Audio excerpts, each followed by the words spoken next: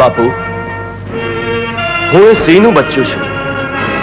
આ તો પ્રભુનો પાડ માનું કે મને શૂરવીરતા બતાવવાનો આવો સરસ મોકો આપ્યો.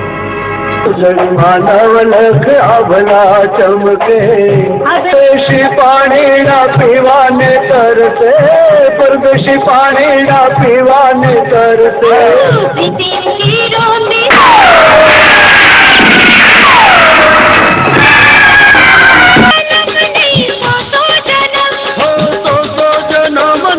જન્મો જન્મ દેવ સુહારો લઈ જાઉં મારી હારે તારા બટને હું તોડી. ગોરી હો ગોરી, ગોરી હો ગોરી. હુકમ છે. હુકમ? અને એ પણ એક કલાકાર ઉપર? અરે કલાકાર કોઈ તમારી જાગીર નથી કે જેના ઉપર તમારો હુકમ ચાલે, સમજ્યા? કુંવરીબા, કલાકાર તો લોકોનો હોય છે, એને પ્રેમથી જીતાય. એને તમારા જેવી રાજકુરીઓ કદી ખરીદી ન શકે, સમજ? મિત્રો, કહેવાય છે કે કેટલીક પ્રતિભા એવી હોય છે જેને શીખવવાની જરૂર પડતી નથી, કારણ કે તે જન્મથી જ વ્યક્તિની અંદર રહેલી હોય છે. અને આજે આપણે જે કલાકારની વાત કરી રહ્યા છીએ તેમને પણ અભિનયની કોઈ મોટી તાલીમ લેવાની જરૂર પડી નહોતી, કારણ કે તેમના ઘરમાં જ કલા શ્વાસ લેતી હતી. તેમના પિતા હતા એક જાણીતા કલાકાર, જેમના સંસ્કાર અને માર્ગદર્શનથી એક સામાન્ય બાળક આગળ જઈને ગુજરાતી ફિલ્મોના લોકપ્રિય કલાકાર બન્યો. પરંતુ પ્રશ્ન એ છે કે આ કલા તેમને કેવી રીતે મળી? પરિવારનો તેમના જીવનમાં કેટલો મોટો ફાળો હતો અને કયા લોકોએ તેમને ફિલ્મ જગત સુધી પહોંચવાનો રસ્તો બતાવ્યો? આ બધું જ જાણવા માટે વિડીયો અંત સુધી જરૂર જોતા રહેજો.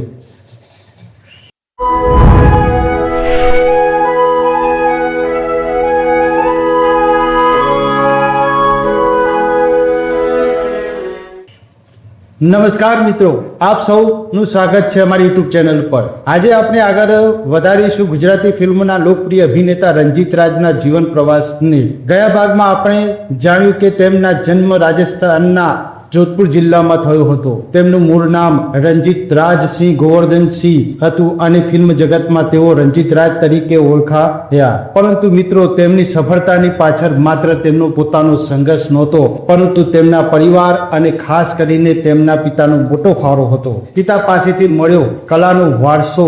રંજીત રાજના પિતા માસ્ટર ગોવર્ધન ગુજરાતી, મરાઠી અને હિન્દી નાટ્ય ક્ષેત્રના જાણીતા કલાકાર હતા. ઘરમાં જ નાટક, સંગીત અને અભિનયનું વાતાવરણ હોવાથી નાનપણથી જ રંજીત રાજના મનમાં કલા પ્રત્યે રસ જાગ્યો. તેમને અભિનયની કોઈ ખાસ તાલીમ લીધી નહોતી, પરંતુ કલા તેમની ઘરથુલીમાં મળી હતી. પિતાના અભિનય અને વ્યક્તિત્વને જોઈને તેમણે ઘણું શીખ્યું. માસ્ટર ગોવર્ધન માત્ર એક કલાકાર નહોતા, પરંતુ તેમના માટે તેઓ એક આદર્શ અને માર્ગદર્શન હતા. પરિવારના અન્ય સભ્યો પણ કલા જગત સાથે જોડાયેલા. રંજીત રાજના પરિવારમાં પણ કલા સાથે જોડાયેલા ઘણા લોકો હતા. તેમની બહેન રંજના મરાઠી ફિલ્મોની જાણીતી અભિનેત્રી રહી ચૂકી હતી. તેમના મોટા ભાઈ રાજકમલ એ ઉમદા સંગીતકારક હતા. રાજકમલના માર્ગદર્શન હેઠળ રંજીત રાજે ઉમર ખયામ નામની નૃત્ય નાટિકા દેશભરમાં રજૂ કરી. આ નૃત્ય નાટિકાએ તેમના અંદર આત્મવિશ્વાસ જગાવ્યો.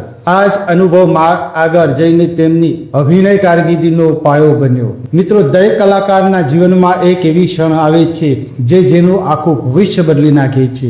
રંજીત રાજના જીવનમાં પણ આવી જ એક તક આવી. તેમના કાકા આનંદ કુમાર સિંહની ભલામણથી તેમની ફિલ્મોમાં પ્રવેશ મળ્યો અને અહીંથી શરૂ થઈ એક નવી સફર.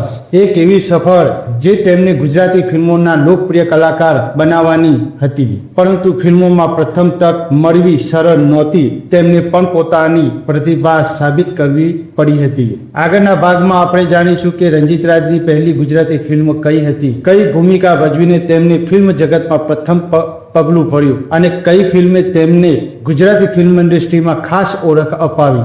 આ કહાનીનો સૌથી મહત્વપૂર્ણ ભાગ હવે શરૂ થાય છે. ભાગ 3ની અંદર જોઈશું અને હવે ફરી મળીશું ભાગ 3ની અંદર. ત્યાર સુધી જય માતાજી.